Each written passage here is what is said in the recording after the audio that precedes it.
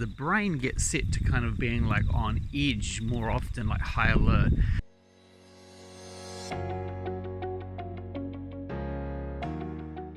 What is PTSD? It stands for post-traumatic stress disorder.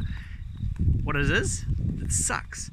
It's when someone's gone through a period of massive trauma, and then afterwards what happens is the brain gets set to kind of being like on edge more often, like high alert.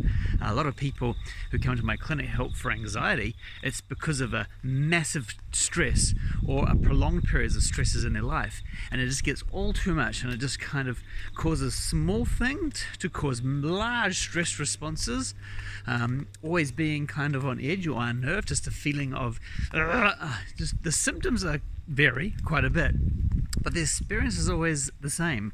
I'm experiencing water very differently to how I did before the trauma happened. Now, a lot of people have had a lot of trauma and they don't even realize they're in PTSD. I had one client once, and I remember saying to her, "Have you had much trauma in your life?" And she was like, "No, I don't think so. No, not much trauma." And a bit later she says, "Well, wait a minute, there was that one time, would you call this trauma?" She asked. She says, "I had this one time when my dad had a shotgun and he put it to my head and he says he's going to blow my brains out." And I'm like, yes! Car, noisy.